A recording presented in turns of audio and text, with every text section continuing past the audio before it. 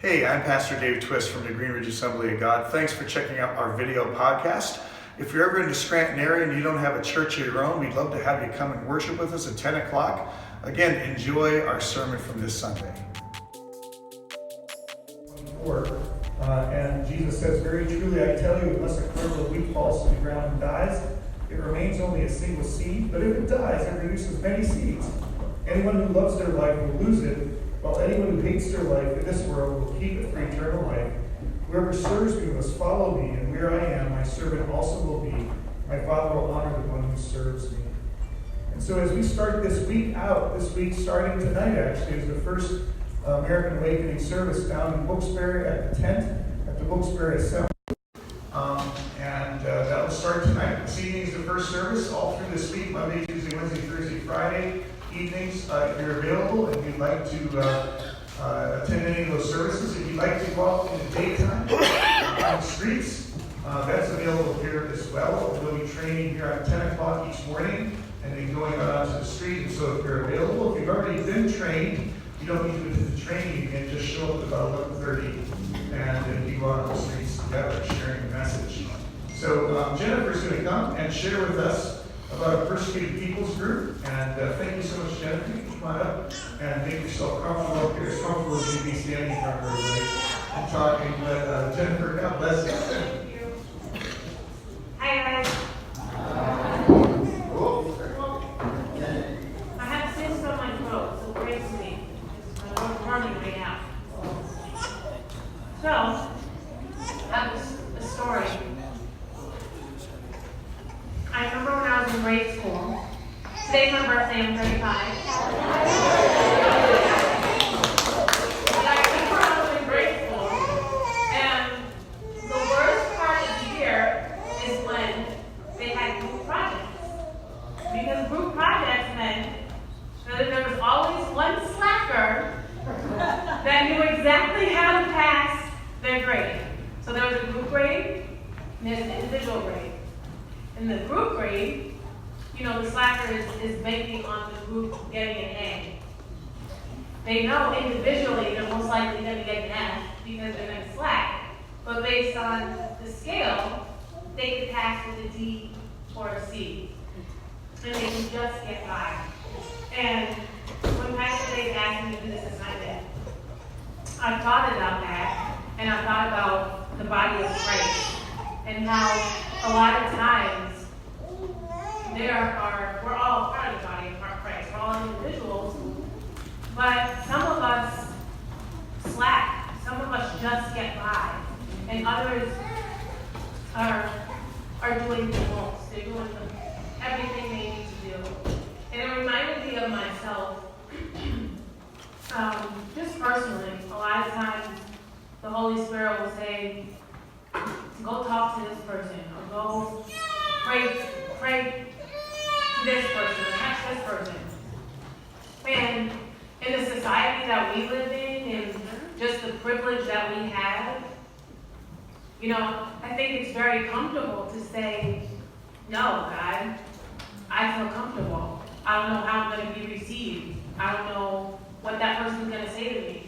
I don't want to do it. I'm uncomfortable." And I'm a part. Let's say I'm a man. This is how my reaction is to God when He tells me to do these things. Where my forearm is a Nigerian Christian. And since 2006, Islamic terrorists have collaborated with the government. And they've allowed these terrorists to persecute people, Christians, just for being Christians, going in their farmland, going in churches, going in their business, and literally killing them because, they're Christians. And this person has to wake up and say, if I go to church, then I can see my family die. If I start walking and acting like a Christian, then I put so many people in jeopardy. So I can do that, or I can hide I could be a Christian in my heart, or I could denounce Jesus Christ as my Lord and Savior, and I could become a Muslim. So it's two very different, it's me saying, Lord, I'm uncomfortable in my luxury. I don't know if I can do that.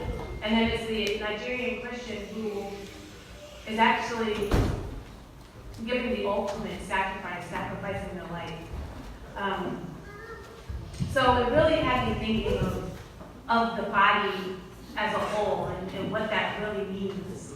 And when we live so differently, how does that come together? What does that look like?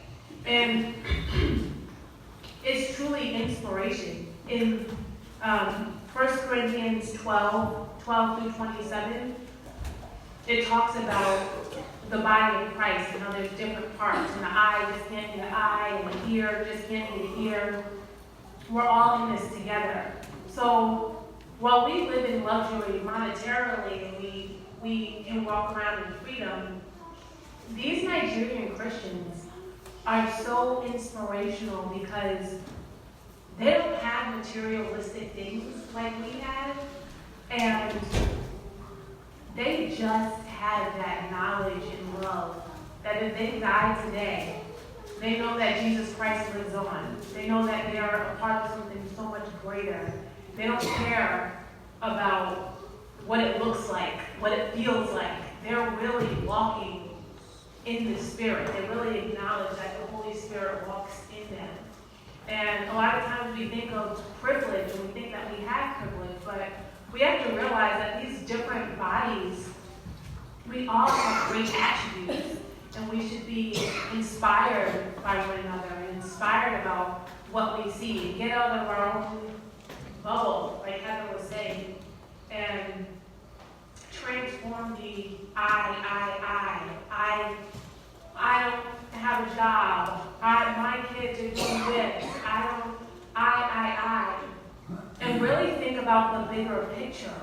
Why am I here? What is God's purpose for me? And a lot of times I also think as Christians, we think, oh, we are Christians in luxury, so we need to go out and save the world, instead of getting on our face and saying, Jesus, I surrender. I want to do your purpose, not my purpose, but your purpose in my life. What does that look like? What does that surrender look like? And I think these Nigerians are so brave, especially the children, because a lot of them have lost family members, and they are still Christians, and they're still strong, and they're still walking in the Holy Spirit. And one example is Benjamin. And there's a video for this one.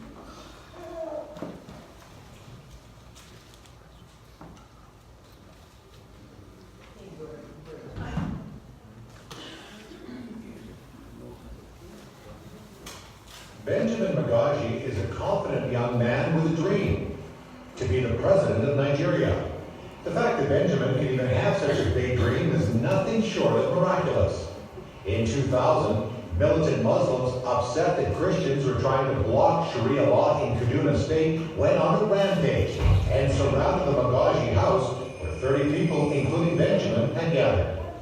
He said, are we ready to be a Muslim or a Christian?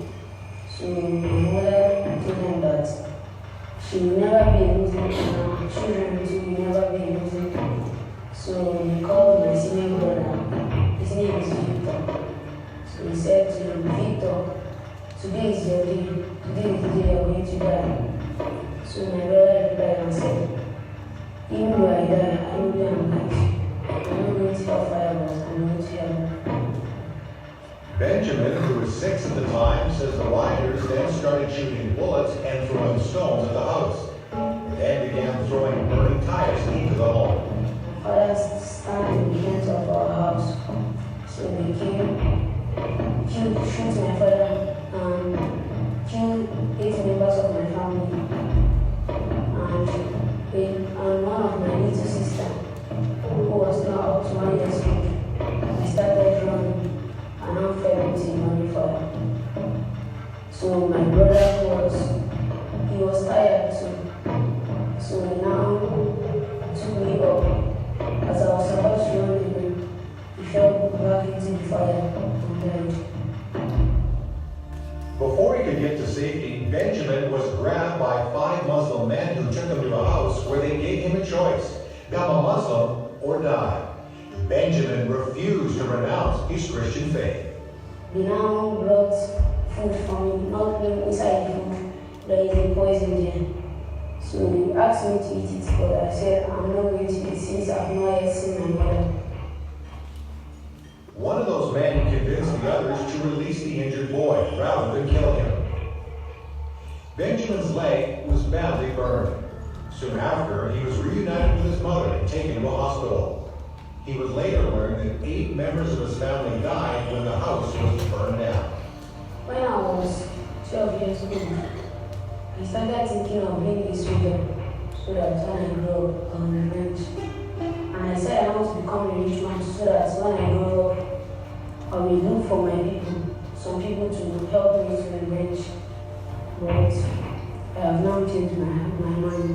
That changed mind came when he understood what the Bible taught about forgiveness. If Christ did not come to die for our sin, all of us would have been suffering because one can just carry knife, kill another person, nobody would blame him. But because Christ has come to forgive us our sin, we have no good and bad. That we have heard that to kill is not a good thing.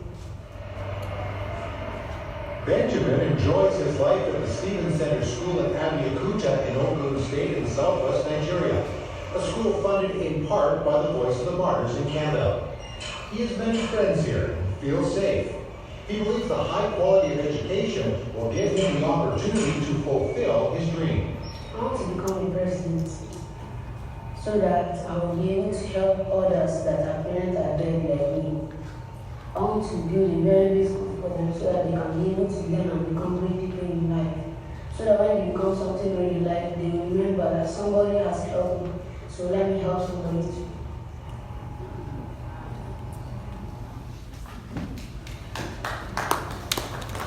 That's crazy that, Like Benjamin, blessing to that he could watch his dad, his brother, his whole family die in front of him and still be given the opportunity to convert to be a Muslim and say no. That's mind blowing to me. I don't know if I would be able to do that, honestly. And I think that's the beautiful thing about the body of Christ, how we inspire each other, because I just couldn't imagine something like that. But I just want to leave you with just the story that I started off with. And what are we going to be? Are we going to be the kid in the class that just finds his formula and says, yes, I accept Jesus Christ as my Lord and Savior, and live our lives and live hidden and live like a regular human being?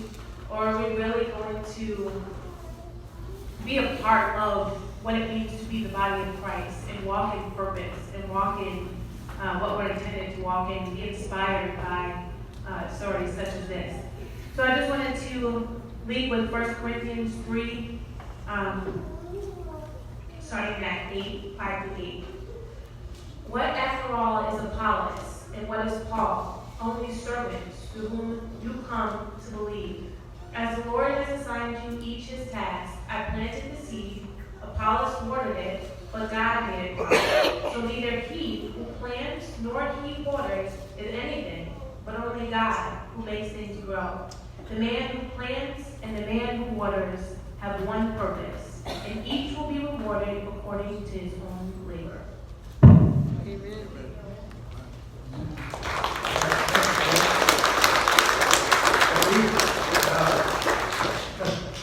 Wow, what a story about that boy, huh? Amazing, absolutely amazing. And, it's important for us to know what is going on with our brothers and sisters around the world, because we do get into this little bubble that we have, and the bubble is the church we attend, and like our social circle that we have, and everything is good, everything is fine, and we forget that we're part of a bigger body that really has incredible needs things. We don't think of the African church very often because it's in Africa. We don't think of the Asian church very often because it's in Asia. We don't think of the Latin American church. For Pete's sake, we don't even think about the church in the next county. Because we're sort of stuck on ourselves, and we're sort of living our own little life here. We forget. And I just like to talk for a minute here about Nigeria. I've never been to Nigeria. I don't know if I ever will be. But we have many brothers and sisters. There are 90 million believers living in the nation of Nigeria. And that whole area of sub-Saharan Africa is really an incredible thing. If we understand for centuries, Christianity was centered in Western Europe and North America. That was the big center of Christianity. And that's changing now around the world.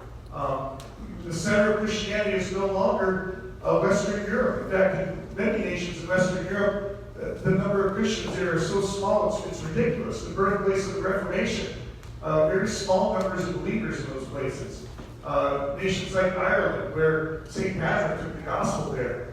Most people don't go to church, very unchurched. Whereas, I can tell you down in Cuba, people are going to church. Churches are filled with people. They can't build them big enough for the people. By 2025, 50% of the world's Christian population will be in Africa and Latin America. There's been a shift that's taking place here in Christianity.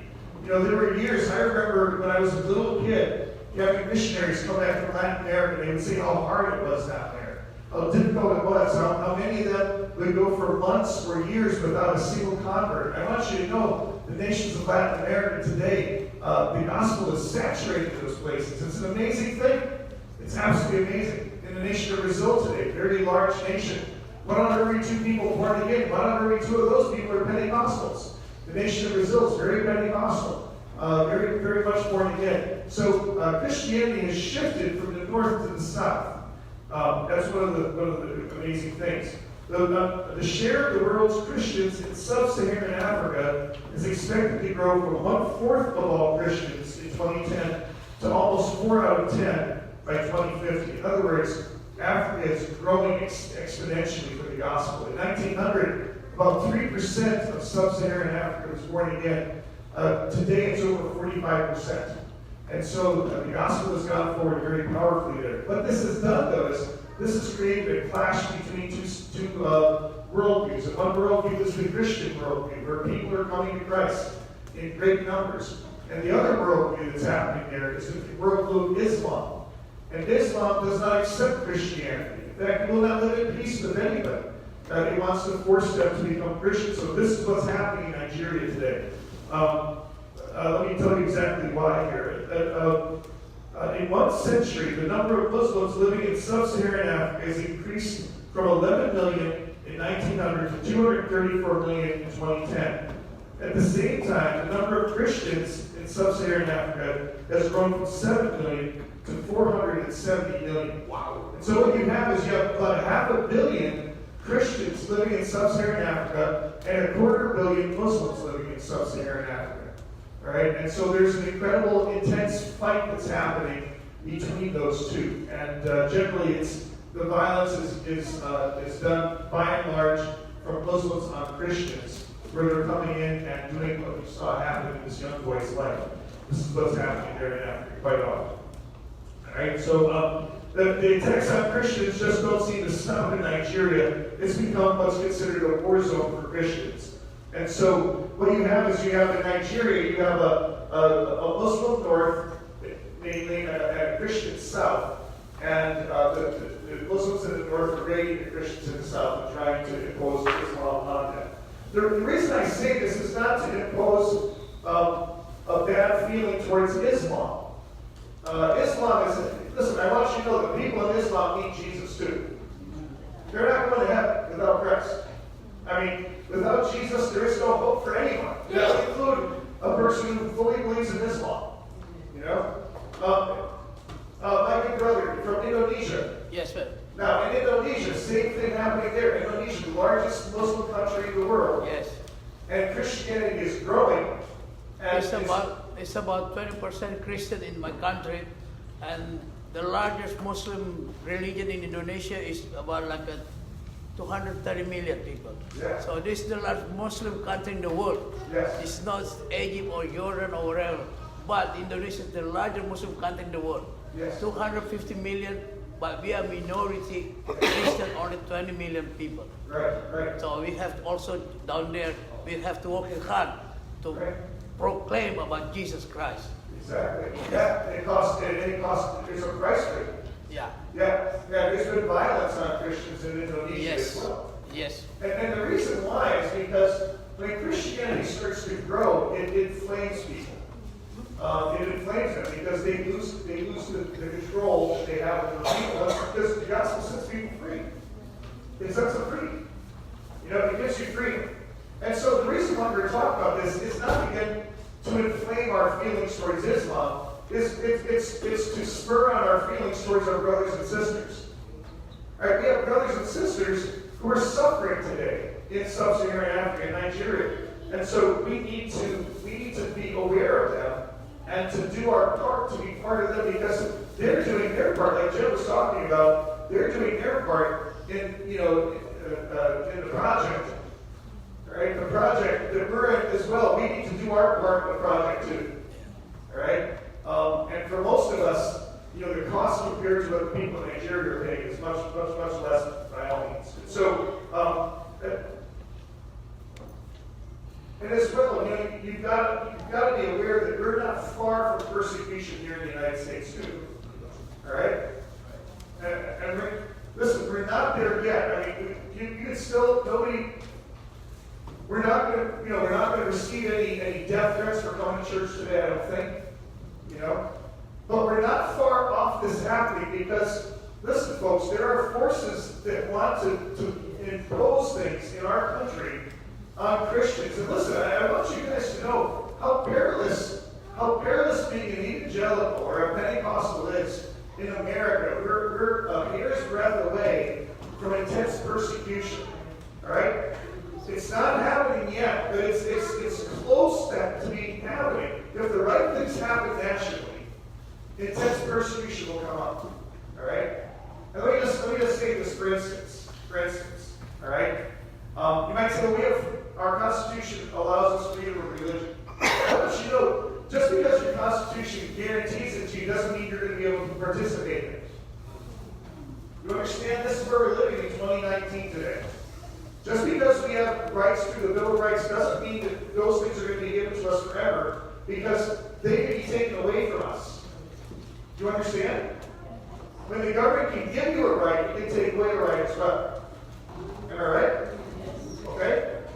For instance, today, I don't mean to get into politics, but listen to this. So today we have, again, if this offends you, I'm sorry, I need to prove a point to you, okay? If we have a Second Amendment that gives us a right to bear arms, right? Now, some of you are gun owners in this room. I'm a gun owner. I'm not carrying a gun right now because it would be distracting if you saw me carrying it. So, but I do have a permit to carry. If that makes you feel ill towards me, then come to my house and we'll shoot. So, make me feel better. All right. So, but for instance, there's a lot of talk about holding back the Second Amendment right for people if they are mentally ill. You've heard this. This is on the news now, right? Oh, yeah. Well, who qualifies as mentally ill?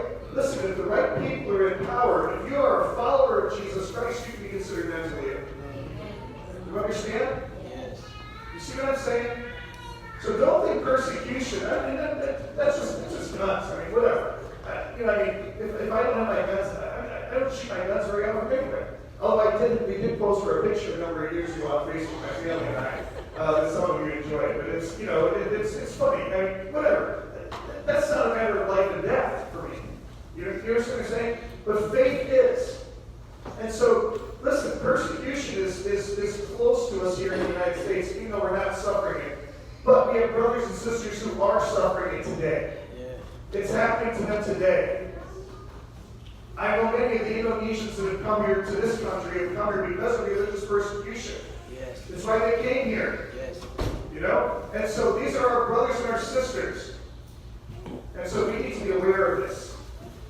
Jen talked about this a little bit, knowing what your purpose is and doing it as unto Christ. I'd like to go forward with that here this morning as we continue on here. Knowing what your purpose is and doing it for Christ. Following through with it. Using our gifts. In Romans chapter 12, Paul writes this out. And he talks about the gifts we have. Jen talked about the hand not being the forearm and the forearm not being the elbow. But we are connected. But we are all been given gifts by God. God has given us some gifts. In Romans chapter 12, verse 3, it says this: For by the grace given me, I say to every one of you, do not think of yourself more highly than you ought, but rather think of yourself with sober judgment, in accordance with the faith God has distributed to each of you. So in other words, if you are a hand today, don't think you're better than a foot. Don't think you're better than an ear. If you're a nose, don't think you're better than a chin. I mean, you understand? We all have different parts and callings and enablings and giftings that God has given us. And no gift is better than another one. They're all important. You know, the fingernail, you don't think too often of it. Oh, you just trouble, but little when you lose one, it's difficult. So last year at Thanksgiving, I'm coming in the back door of the offices back there, we're doing Thanksgiving meal, and I pulled the door hard behind myself, and I slammed my 2 fingers in the door. And immediately, it's bleeding profusely. No, I didn't handle any of the food. Okay, all right? It's bleeding profusely. My nail is totally gone. In fact, I thought it was my piece of my finger fell off, but it actually didn't. It was just a nail. And so the nail on that finger finally grew back, but it's still not. I mean, this is November, and today, last month was the first time I actually got to trim my nail. I still cannot pick things up off the floor. I can't. If there's something you use your middle finger to pick things up with. Not just you New Yorkers saying hello to each other, but you know what I'm saying? I still can't pick stuff up properly with it. It's not there. That finger, you don't even think about it. When you don't have it, you miss it. You know? Now that it's back, it looks normal as my fingers can look, but it's still not working normal. Listen. When one of us suffers, we all suffer. The problem is we don't know it.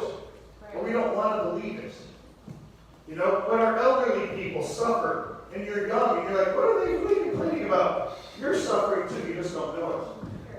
When our young people suffer in silence, because they feel that they're isolated, and you don't know it, you wonder, they're the best time, they're the best point in their life. And you who are older, they're suffering, you don't know it, you're suffering too.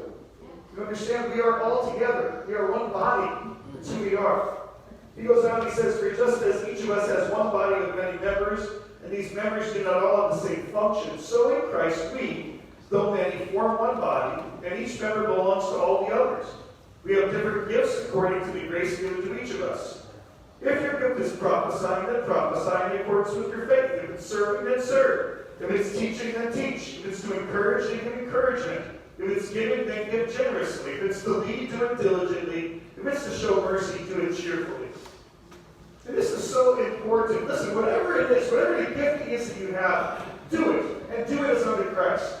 You know what really ticks me off?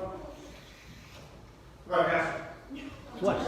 Sorry. So listen, you know, I despise this more than anything else. Well, not more than anything else, but right now more than anything else. That's what I'm talking about. All right?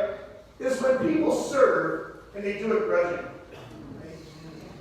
We had a man who used to clean our church vans. I don't know about you. If you ever rode in a church van, they tend to get dirty. You know? It's mainly used by the youth. Youth can be a little messy, you know? And,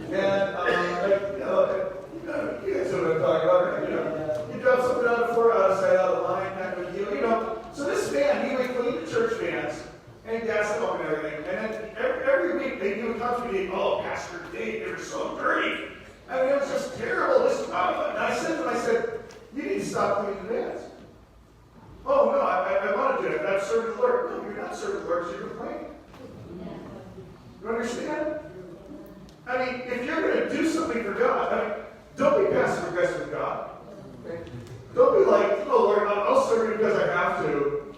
You know, you're lucky I'm doing this because if I don't clean his hands, I want to. Listen, that man has been dead for a long time. The hands are still there. You understand?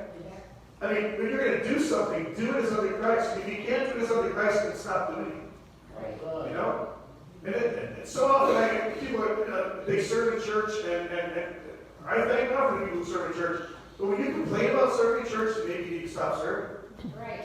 You know? And become like that person Jim was talking about. Just get through on everybody else doing the work on the project for you. And you'd be a lazy one who said, oh yeah, we did great on that project. Everybody in the group looks at you. You didn't do anything. Oh, but I was part of the team. Yeah, sure you were. You slacker. You know? So don't complain. Don't complain. If you're going to complain, take a break. But, you know, it just blows my mind. It blows my mind. People are, you know, when you serve, there's nothing better than serving the Lord. I got to be honest with you. When I clean a toilet here in this church, I do it joyfully. Because it's an honor to serve. This is the Lord's house.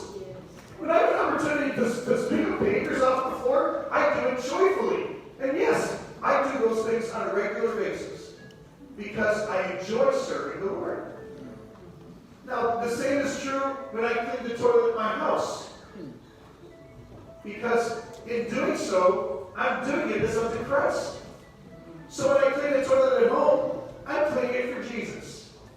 When I walk into Turkey Hill, and I use the restroom, and there's papers on the floor, you know what I do?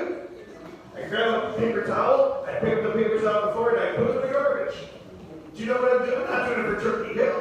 I'm doing it for Jesus. Whatever you do it as unto Christ. I can attest to that because when we first met, I was at a different church, and you guys were there for Bible quiz.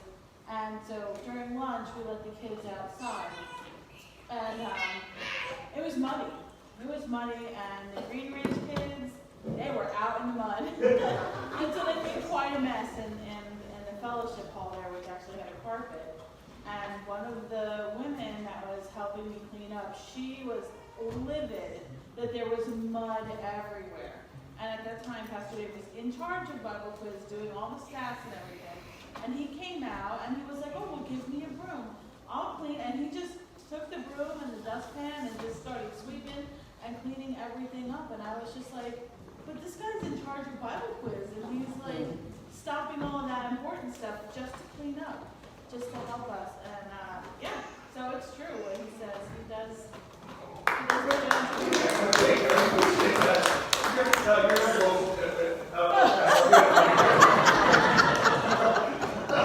But the reality is this, folks. So when we do, whatever we do it as unto Christ. It's what it is. And so there's, you know, and we serve each other as unto Christ. It is an honor to serve each other. It really is. You know, and it's a wonderful thing to be able to do for God to give us that opportunity. And so whatever it is that you have, just do it willingly and do it joyfully. Whatever you do it as unto Christ. You know, serve each other as unto Christ. Do those things as unto Christ. In 2 Corinthians chapter 5, Paul writes to the church in Corinth, and he talks to them about this incredible thing, this judgment seat of Christ. And someday I'm going to actually preach an entire message on this again, because it's so misunderstood today by most Christians. But this judgment seat of Christ, Paul talks about, he says, verse 9, so we make it our goal to please Him. It's our goal is to please Christ. That's our goal every day. Whether we're at home in the body or away from it. In other words, whether we're living or whether we're dead. You know, if you're not in the body today, then you're dead. You know? And you're probably not talking to me right now. But whatever. It's our goal is to serve Christ. For we must all, it says, we must all appear before the judgment seat of Christ, so that each of us may receive what is due for us, the things done while in the body, whether good or bad. So yes, the judgment seat of Christ is a judgment, but it's not a judgment against our sins, because our sins are covered by the blood. It's a judgment given to us on what we have done for Christ. So, for example, in a few weeks, the Steamtown Marathon is going to be happening. So please, get all your cursing stressing out ahead of time as you try to come to church to worship the Lord, and you have trouble getting through. So the Steamtown Marathon will happen. Now, there's like maybe 2,000 runners in the Steamtown Marathon, right? And so some people run really fast, and then some people, it just takes them forever to do the Steamtown Marathon, right? So Charlie, you did the Steamtown Marathon, right? So you were closer to forever. Now Bernard's not here today. Bernard is like a running machine. And so Bernard finishes much higher up than you did, Charlie, right? And who else? Bridget, did you? Yeah. No, I did 2 halves. You did 2 halves. Okay, all right. That's great.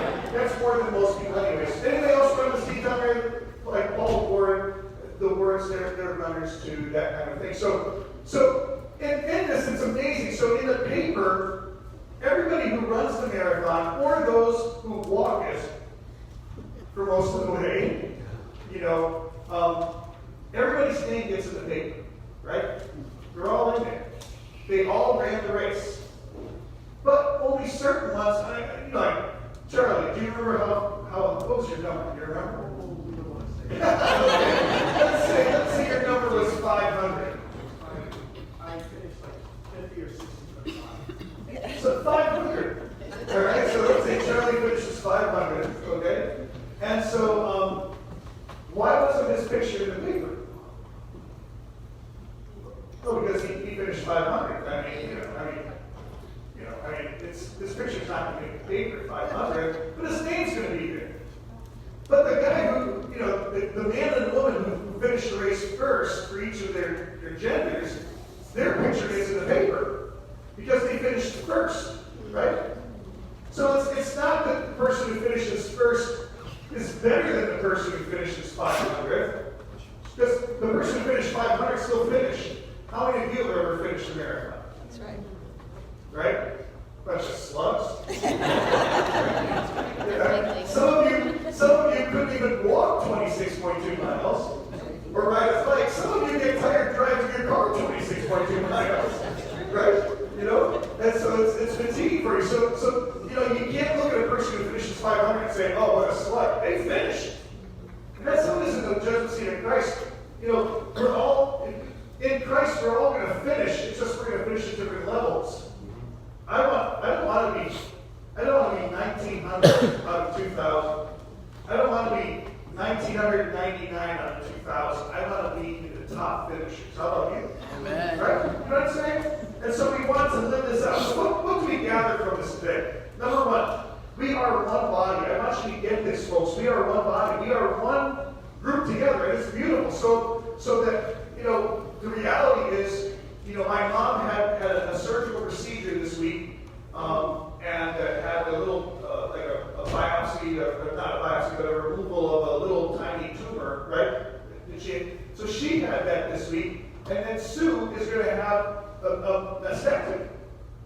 Well, that affects all of us, folks. We're all one body. So if one person goes through, we all go through. It's not like, oh, I'm glad I'm not them. You are them. They're you. We are one body together. When somebody struggles, it affects all of us. When somebody rejoices, it affects all of us. When something good happens, when a baby is born in this church, people are like, oh, I wish I was connected to them. They're like, that's one of our babies. You understand that because we are one body. The same is true on the negative side. The body of Christ goes beyond just this building, just this group of people. It's huge. It's worldwide. When I met those people in Cuba, I knew they were part of my family. I never met them. Because we have the same blood running through us. The blood of Christ is there. And so there's this connection that we have with each other. And the church in Nigeria, we're connected to them. They're our brothers and our sisters. That little boy, that teenage boy, I hope he becomes president of Nigeria someday. Nigeria needs people like that. It's true. But he's our brother. And look what happened in this life. Such incredible tragedy. We are one body. When one body member suffers, we all suffer with it. How mindful are you of your suffering brothers and sisters, and what are you doing to help them? It's not enough just to say, oh, that's terrible. We got to do something. And folks, listen, we need to be able to pray for each other. And not just for each other in this church, but for the body of Christ as a whole. I mean, there's so much that we can cover in prayer with our lives. Amen? Hebrews chapter 13 says, keep on loving one another as brothers and sisters. Don't forget to show hospitality to strangers. For by so doing, some people have shown hospitality to angels without knowing it. Continue to remember those in prison as if you were together with them in prison, and those who are mistreated as if you yourselves were suffering.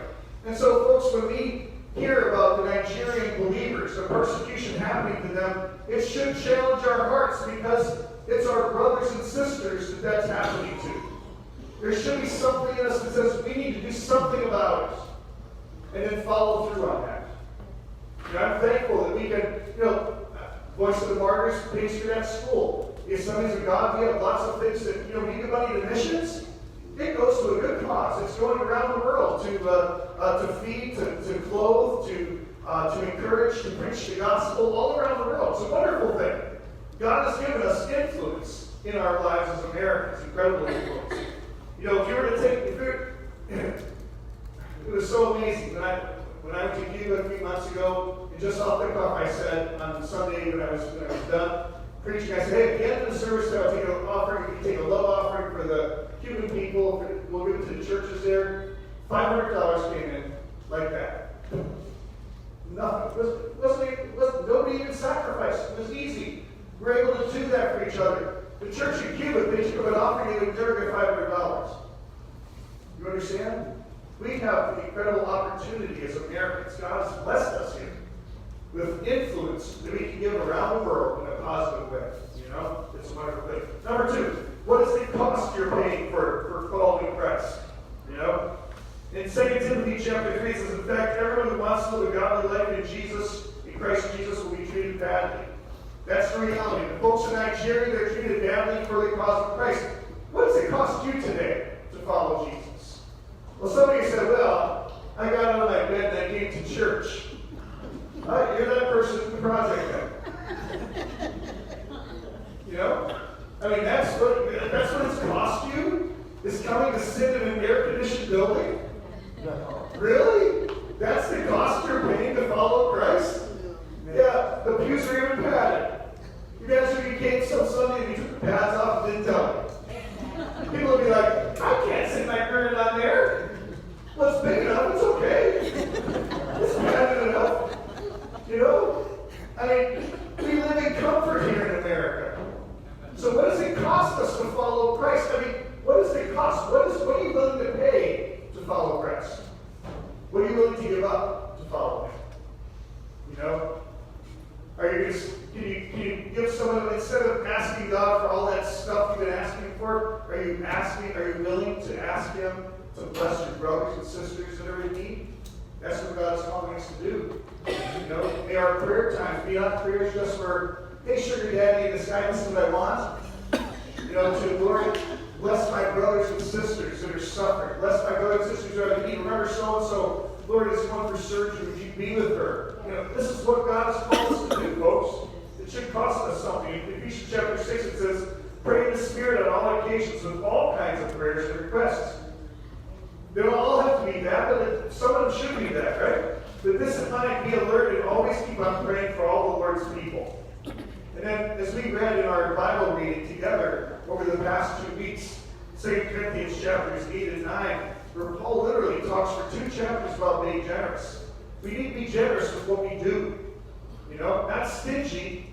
Again, I'm not just talking about money here. I'm talking about your attention, your time, your willingness, your prayer, your efforts. We need to be generous with those things for other people. And number 3, let's wrap this up here today. How are you fulfilling your purpose then? How are you fulfilling your purpose?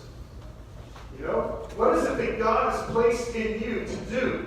And how are you fulfilling this purpose in your life? In Hebrews chapter 12, it says, therefore, since we're surrounded by such a great cloud of witnesses, let us throw up everything that hinders and the sin that so easily entangles. Folks, listen, this great cloud of witnesses goes beyond this room. This great cloud of witnesses that we have is, for me, it's people that have gone on before us in Christ. But it's also the people around the world that are serving Jesus. We have a great cloud of witnesses that are around us all the time. And in this room, it's a great cloud cloud of witnesses. Our brothers and sisters that are watching us, that we're encouraging, that we're helping to lead on, that are leading us on. It's this great cloud of witnesses. It's this great body that we have, the body of Christ that is given to us. And let us run with perseverance the race marked out for us, fixing our eyes on Jesus, the pioneer and perfecter of faith. For the joy set before him, he endured the cross, scorning its shame, and sat down at the right hand of the throne of God. Consider him who endured such opposition from sinners, so that you will not grow weary and lose heart. You know, this is an important thing for us to look through. This great, how do we run this race properly? How do we run it with perseverance? What does that look like? You know, number one, we're going to throw off everything that hinders us. Throw off everything that hinders you. There are things that hinder you in your walk with Christ. There are people that hinder you in your walk with Christ. There are habits that you have. You know? You need to throw them off. Those things that hinder you. They prevent you from coming to Christ, from being part of this great body of his. And then that sin that easily entangles us, we're going to throw that off too. And each one of us have those sins that easily entangle us. For some of those sins are very gross. Some of those sins are very dirty looking. And others, those sins may not look so bad, but they're just as deadly. You know? Jeffrey Epstein committed suicide, in his cell. Yeah, whatever. I mean, his sins were gross sins. I mean, nobody would look at those and say, wow, those sins, they're okay. I mean, he's okay for doing it. I mean, everybody would look at it and say, what a dirty sinner. But the believer who doesn't walk in faith is sinning too. Right? The believer who won't trust God sins. You understand? So, listen, you can't hold on to your sin because you're like, it's not as bad as so-and-so's. The sin that easily entangles you, the sin that easily besets you, you need to throw it off. Get rid of it. Kill it. Don't feed it. Yes, you may stumble into it again tomorrow, but what do you do again when you stumble into it? You kill it again. Forgive us, Lord. Yeah. Yes. You kill it as many times as you have to. You know? You have a mouse trap in your house, you set it because you have a mouse in your house. No, you don't. You just think you have a mouse. You got about 10. So you set the trap and it springs and there's the mouse. You're like, we got you, sucker. And then you throw it out or whatever you do. And then guess what? Next week, guess what you discover? Where there's one, there's 10. Nobody's house. Oh, my house is so clean. I only have one house. No, you don't. Listen to that. All right? You got more. And so that's how it is with sin. We kill it one day. The next day it comes back. We kill it again. You got to be persistent about this. You got to be on your guard about this.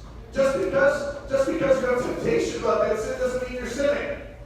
So let's say you're a diabetic and your temptation is Coca-Cola or Pepsi. All right? So just because you're thinking about it doesn't mean you're sinning. You drive past, there's a Pepsi sign, and all of a sudden you're like, oh, Pepsi. I mean, that's not sin. Put it to your lips is sin. Right? And stop fantasizing about it, too. It'll help you not putting it to your lips. Right? Well, drive past the Pepsi sign. Turn your eyes the other way. Chances are, next time you see a Pepsi, guess what you're going to want? A Pepsi. Because that's the sin that easily besets you. So understand that. They just kill it. Every time it shows its ugly head, just kill it. Stop it now. Right? And I'm not against Pepsi. Right? But if you're diabetic, I'm against Pepsi for you. Okay? Alright? Number 2, run this race with perseverance. This race marked out for us. Run with perseverance. The word perseverance has severe in it for a reason. Because perseverance many times makes you feel like you're being treated severely.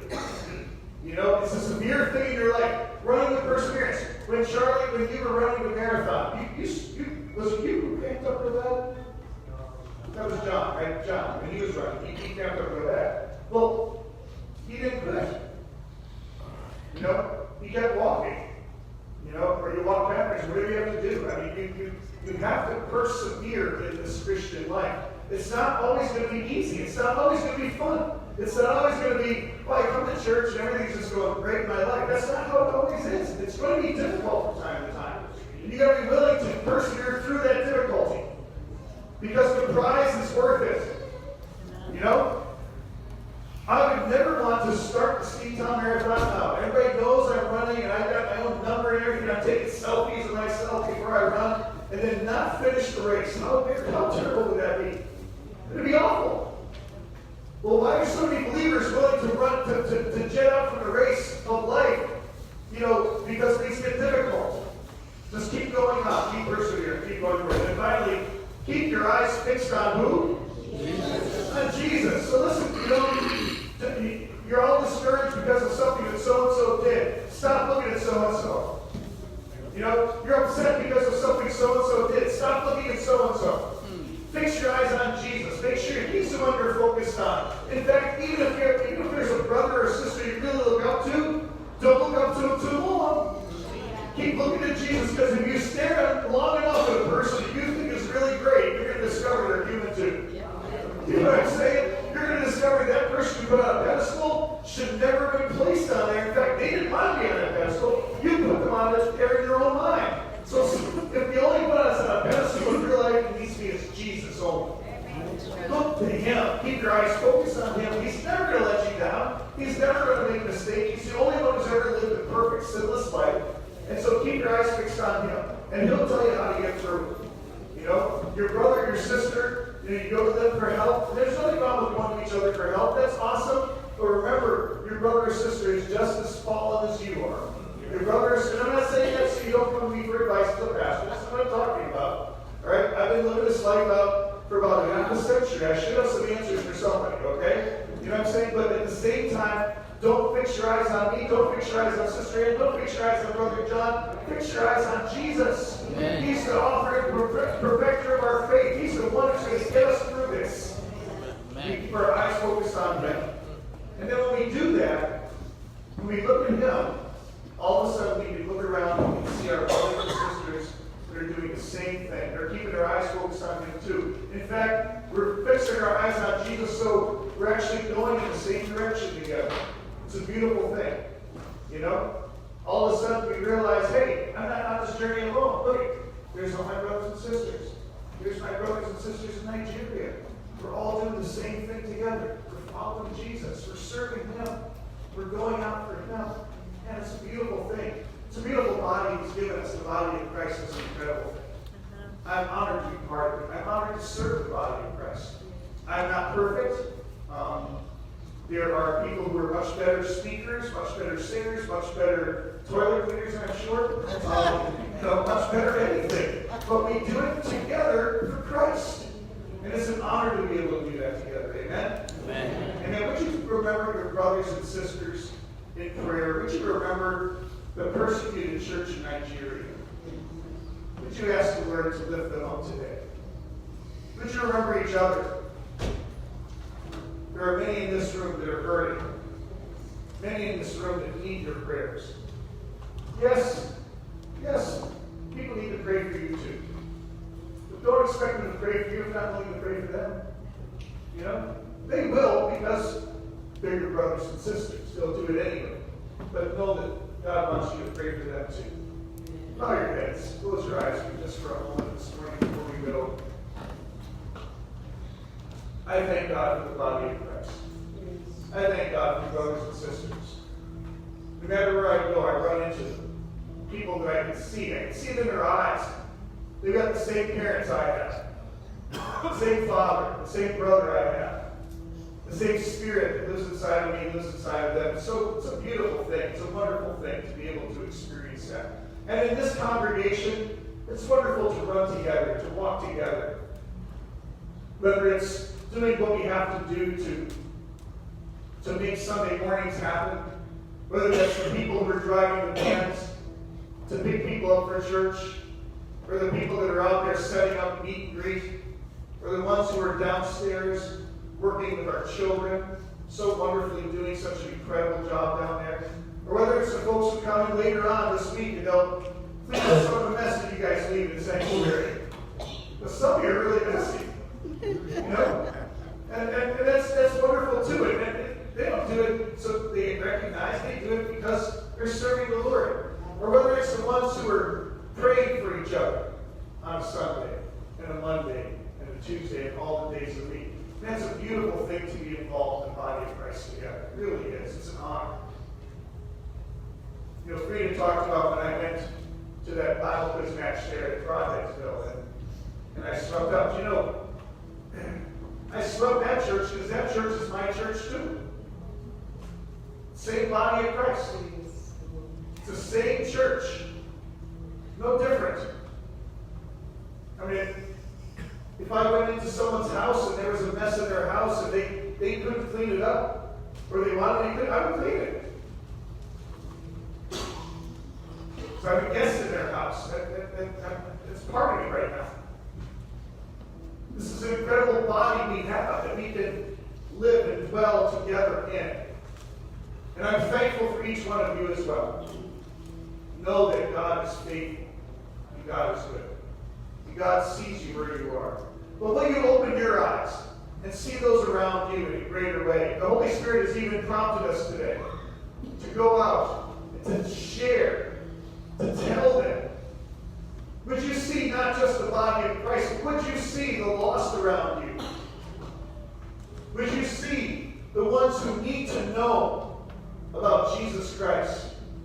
Would you be willing to pay the price to share that incredible love that God has shown you with those who need it most around you?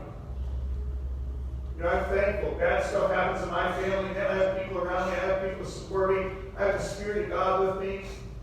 What do people do out in the world when bad things happen? What do they do? They have no one to turn to. And we got to let them know that there is a God who loves them. There's a God. All they have to do is come to Him. And man, He'll be there for them. What a great message we have. What a great message we have. Would you be willing to share that message today? Jesus, I thank you so much for this body that's here. I thank you, God, for the church all around the world as well. Lord, we belong to something that's way bigger than just we are ourselves.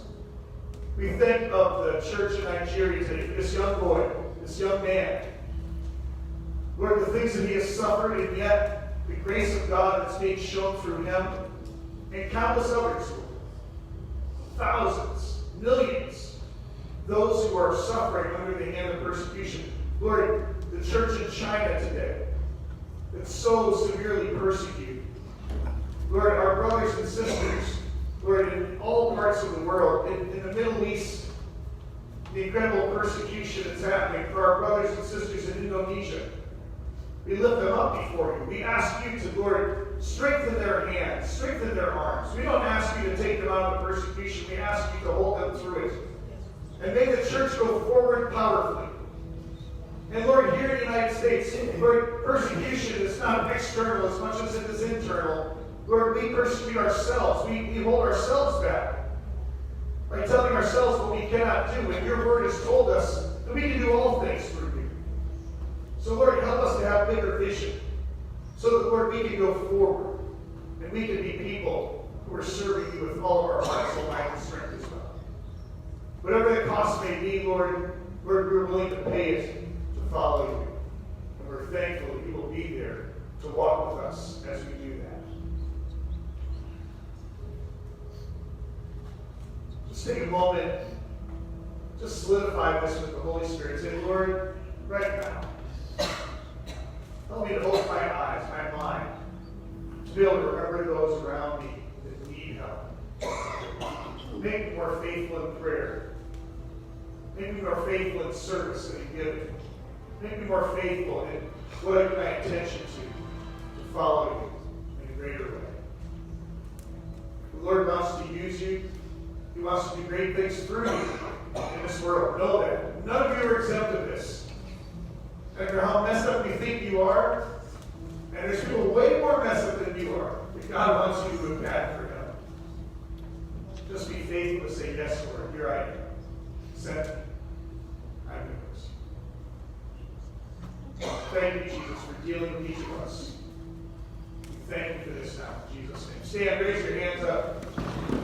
Lord, bless these ones now as we go forward from this place. We thank you for this incredible picture of these persecuted believers in Nigeria. We lift them up And Lord, may we go forward with the same power, the same anointing, the same glory that you poured out upon them in their times of dire need and dire circumstances.